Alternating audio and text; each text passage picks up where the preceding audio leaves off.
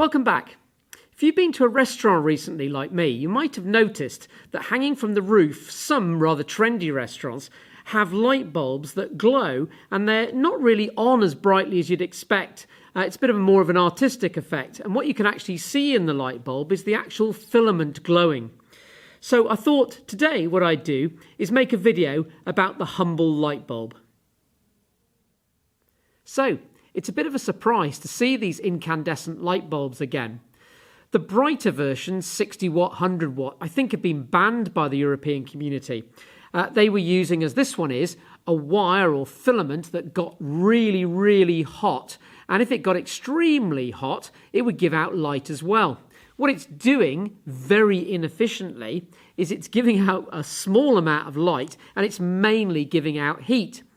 You might have stood next to a theatre spotlight where the metal case is absolutely red hot and you have to be really careful not to touch it. So what I'm going to show you today is what's going on in this filament and why it's called a bulb and why it needs this glass bit around the outside. So let's see if we can make our own light bulb. If you remember, inside a light bulb was a hot filament or a wire. So I've got some wire here, and what I'm going to do is just sort of coil it up a little bit and connect it to a power supply. So I've got it sort of looking like the inside of an incandescent light bulb.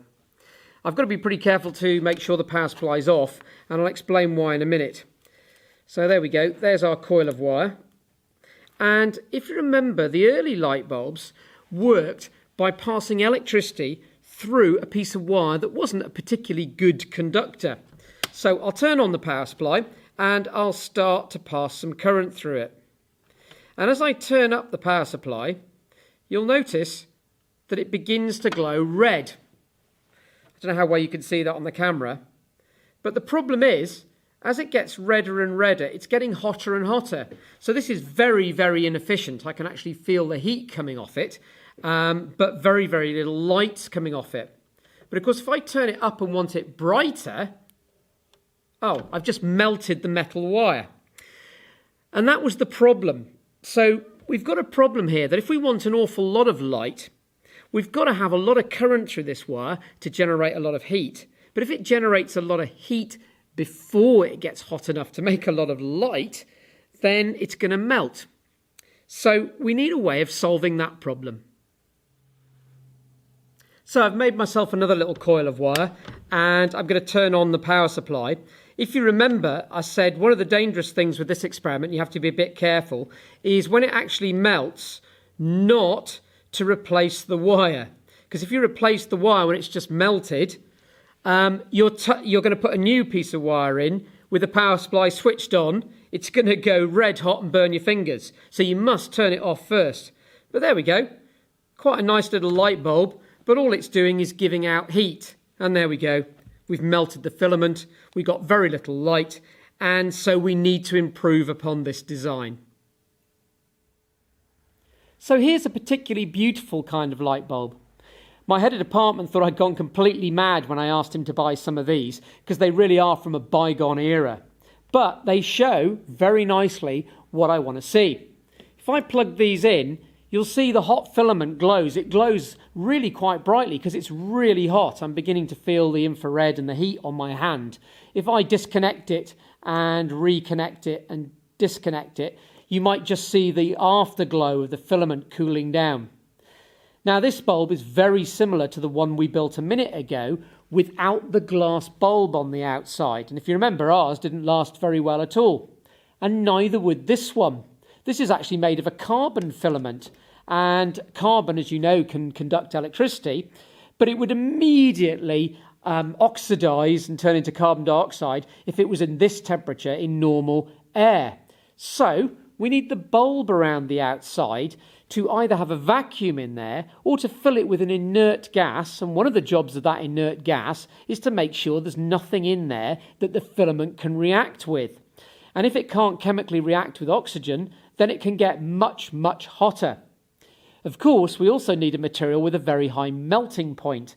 And early bulbs were made of platinum. That got to be rather expensive, so they investigated tungsten filaments, found that, of course, they had problems with them as well, so they needed to wrap them in a bulb, have an inert gas atmosphere, and one of the things the gas can do is it can actually stop particles of the filament actually coming off the filament, or at least it can allow them to go back onto it and to repair, as it were, to replate out.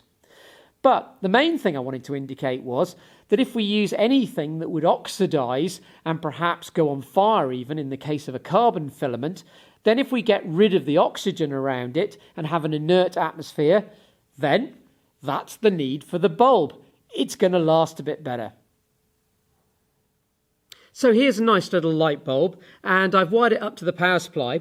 And what we're doing here is we've got the filament inside the bulb, like the one we made earlier, and all I'll do is turn up the power supply voltage, drive some current through it, and you'll see the filament begin to glow, and we can make it get hotter and hotter and hotter, and as it gets really hot, it gives out more and more and more light, and becomes really very bright indeed.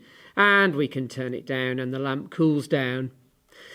It's interesting to note that when you put an ammeter in this circuit, a lot of my students think that when you turn the power supply up a little bit, the lamp is actually off, but it isn't. I've actually turned it up to 2 or 3 volts at the moment, and a current is flowing. Electricity is flowing through the lamp, but all it's doing at the moment is giving out heat. It's wasting energy as heat, and we need to get it really hot before we begin to get any light from it.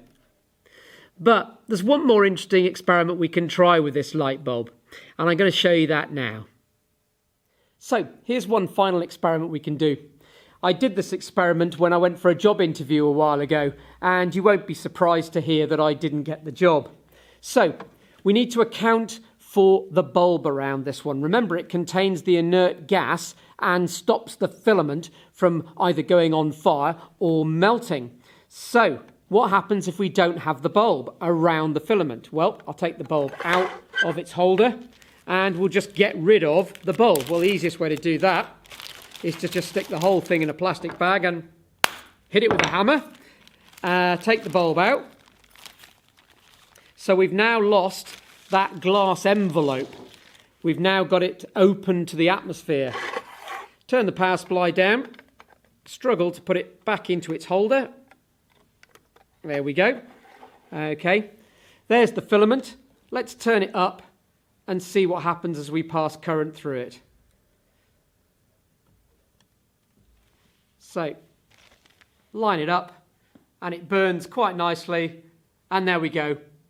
We've wrecked that light bulb and it's never going to work again. So we do need the bulb around the outside. Just out of interest, you might have noticed that once the filament had given way, there was a little bit of yellow powder on the top of the filament holder. This shows us that the filament is made of tungsten, because one of the oxides of tungsten is a bright yellow colour, and you could just about see that on the metalwork of the bulb.